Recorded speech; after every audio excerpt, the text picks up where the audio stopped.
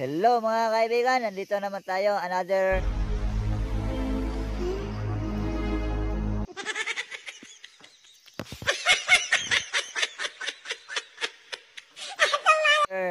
vlog naman tayo ngayon. Mga ka-farmer dyan, shout out.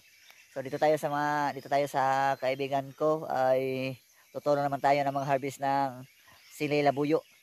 So andun sa taas. Puntahan natin mga kaibigan. Tara. Tutulong tayo kasi maraming bunga niyang mga labuyo ngayon. Tingnan natin kung maganda ba ang labuyo niyang tanim. So ito daw nga labuyo niya mga kaibigan ay pangatlong harvest na ito ngayon daw nga labuyo niya. So wala siyang tao mag-harvest. So tinawagan ako. Tatlo kami tinawagan ngayon. Doon tutulong tayo mag-harvest ng labuyo yung kaibigan ko kasi mayroon siyang labuyo dito mga kaibigan. So tingnan natin kung maganda ba yung labuyo mga kaibigan. Tara, samahan niyo ako. Let's go.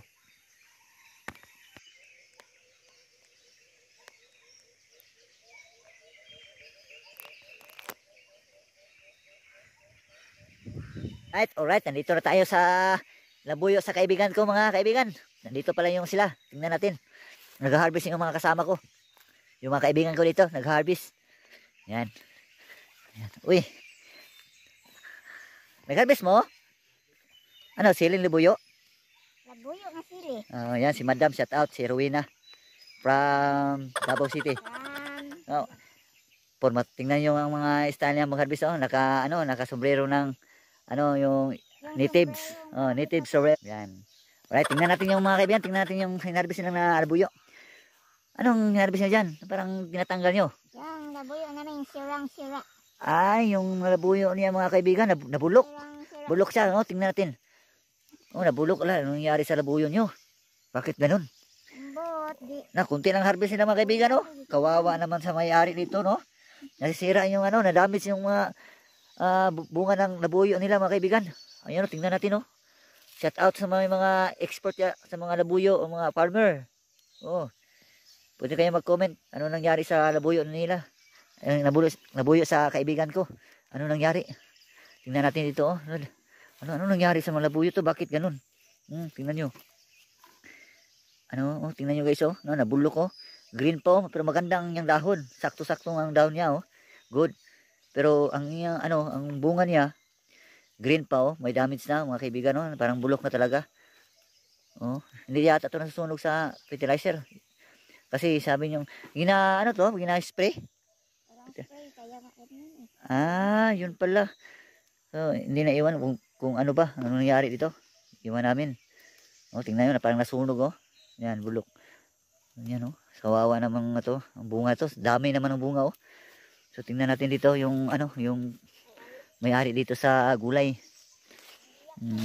Pero ang totoo itong ari sa lupa, shout out na lang si Boss Dodoy. Yan, shout out ni Boss Dodoy, yung may-ari ng lupa ito. Ito ang nagtanim ng dito, yung sili labuyo. Kawawa naman, tingnan yung mga labuyo ito mga kaibigan. Tingnan niyo.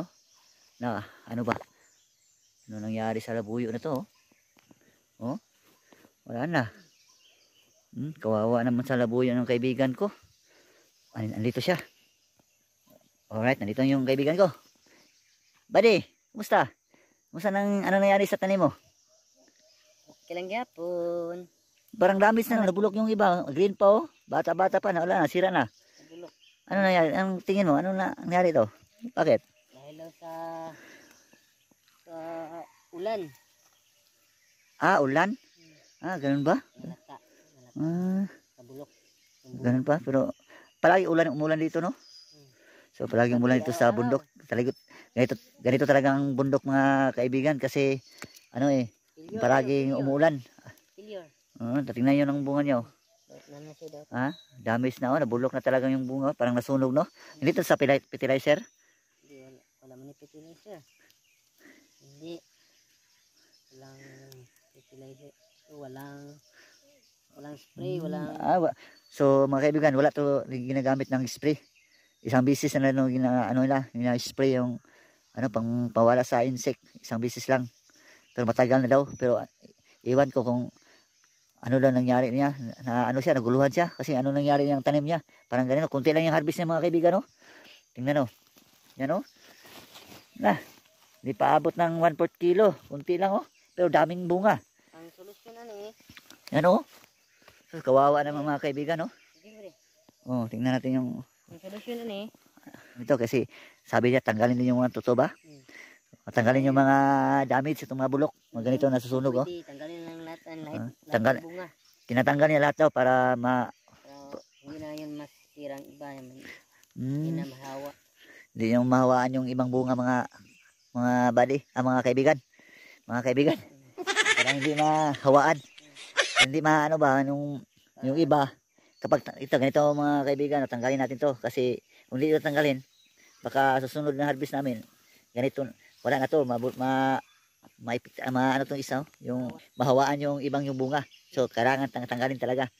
Alright mga kaibigan. Mga kaibigan, so tutulong tayo no.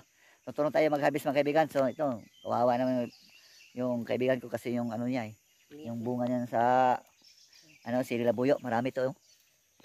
Maraming damage. Nasira yung mga bunga. Parang nasusunog oh. Pero isang beses na to na niya na sprayhan na insecticide. Sa damdamin, So, pero laban lang. Yun, pero kahit ano lang. Kahit nasisira, laban lang tuloy, laban lang. Laban lang. Harvest pa rin. Pero mayroon namang ibang walang bulok. Pwede siya maibenta sa market. So, right, mga kaibigan.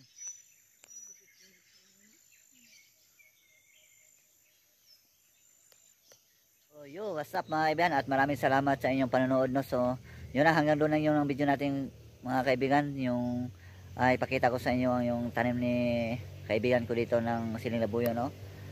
Yun, nasisira or nabulok yung mga bunga.